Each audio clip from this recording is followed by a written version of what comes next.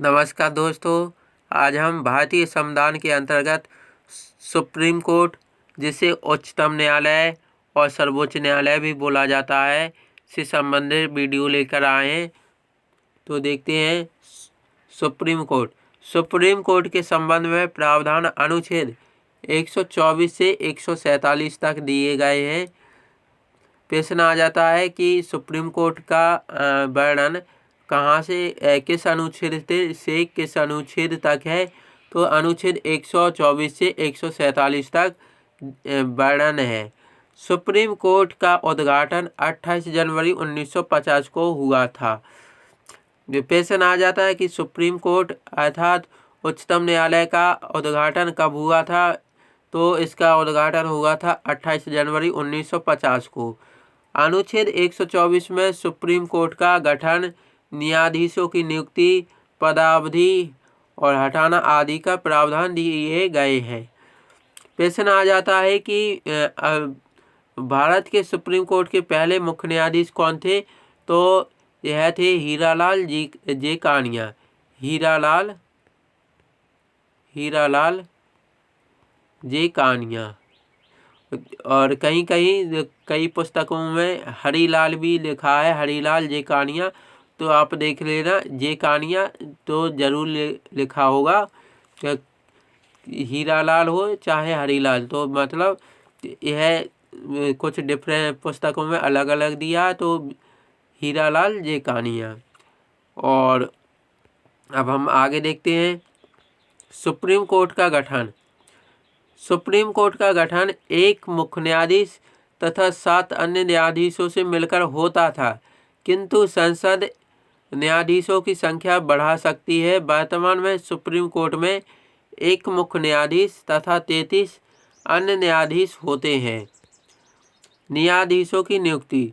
Supreme court के न्यायाधीशों की नियुक्ति राष्ट्रपति द्वारा की जाएगी, किंतु राष्ट्रपति ऐसे न्यायाधीशों से परामर्श कर सकेगा जिनसे परामर्श करना वह आवश्यक समझता हो।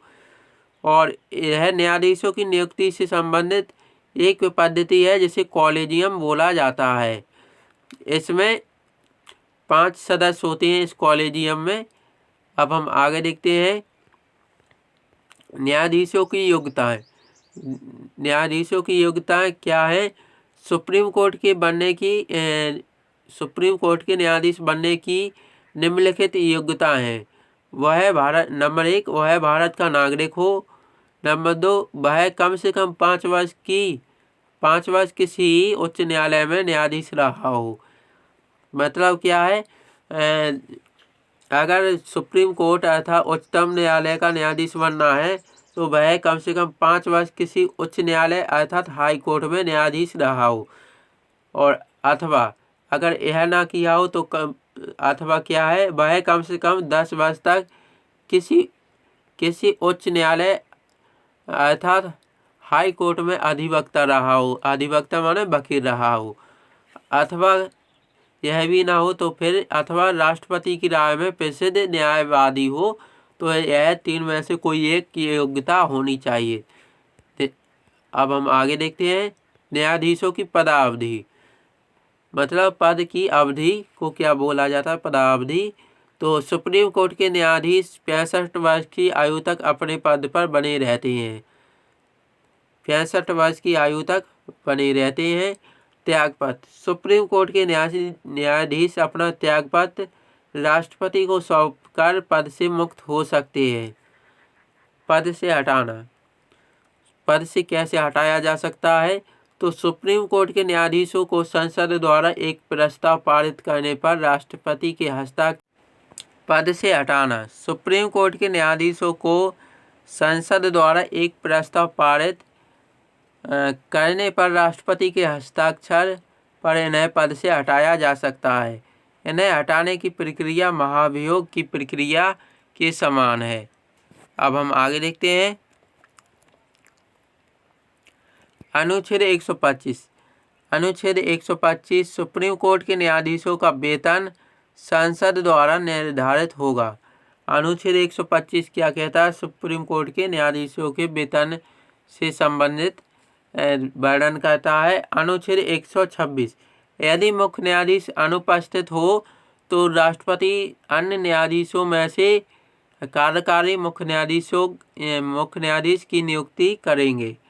जैसे यह अनुच्छेद 126 क्या कहता है कि यदि मुख्य न्यायाधीश अनुपस्थित है, मतलब सुप्रीम कोर्ट में नहीं आया, तो उसके स्थान पर राष्ट्रपति अन्य न्यायाधीशों में से कार्यकारी न्यायाधीश नियुक्त करेंगे। फिर अनुच्छेद 127 तथार्थ न्यायाधीशों के बारे में वर्णन करता है। सुप्रीम कोर्ट का कोरम कम होने पर सुप्रीम कोर्ट का मुख्य न्यायाधीश उच्च न्यायालय से किसी न्यायाधीश को तथार्थ न्यायाधीश के रूप में कार्य करने के लिए नियुक्त कर सकता है। अब है सुप्रीम कोर्ट के क्षेत्राधिकार। नंबर 1, मूल क्षेत्राधिकार। ऐसे मामले जो केवल सुप्रीम कोर्ट द्वारा ही सुने जा सकते हैं वह सुप्रीम कोर्ट के मूल अधिकारिता में आते हैं। जैसे भारत और राज्य के बीच में संबंध, राज्य और राज्य के बीच में संबंध, और भारत सरकार तथा राज्य और राज्य के बीच संबंध के बारे में मूल क्षेत्राधिकार है। दूसरा है नंबर 2, अपीलीय क्षेत्रीय अधिकार। अपीलीय क्षेत्राधिकार। सुप्रीम कोर्ट देश का सबसे बड़ा अपीलीय न्यायालय है। सुप्रीम कोर्ट में किसी भी अदालत के निर्णय पर अपील की जा सकती है। अपील निम्न मामलों पर की जा सकती है: ए, सिविल मामले में, बी, क्रिमिनल मामले में, सी, संवैधानिक मामले में। तीसरा है नंबर 3, परामर्शकारी क्षेत्राधिकार। अनुच्छेद 143 के अनुसार राष्ट्रपति सुप्रीम कोर्ट से किसी विधिक मामले पर परामर्श प्राप्त कर सकता है। नंबर 4, रिट अधिकारिता।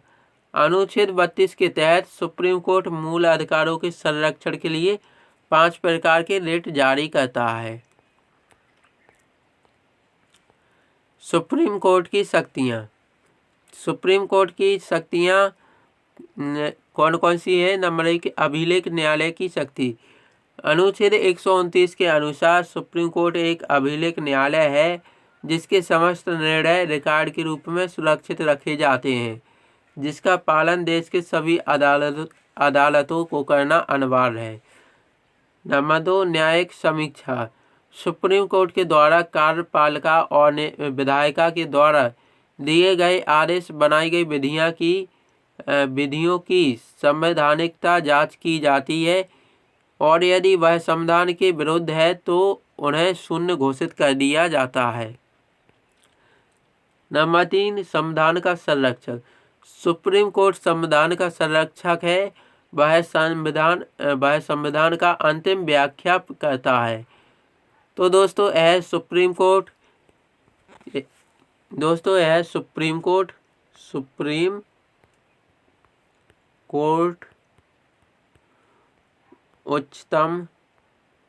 उच्चतम न्यायालय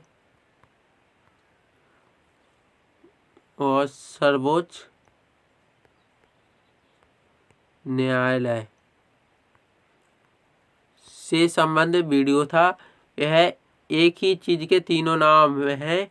चाहे तो आप सुप्रीम कोर्ट को ले लो, सुप्रीम कोर्ट जिसे अंग्रेजी में सुप्रीम कोर्ट बोला जाता है और इसी को हिंदी में उच्चतम न्यायालय और सर्वोच्च न्यायालय बोला जाता है।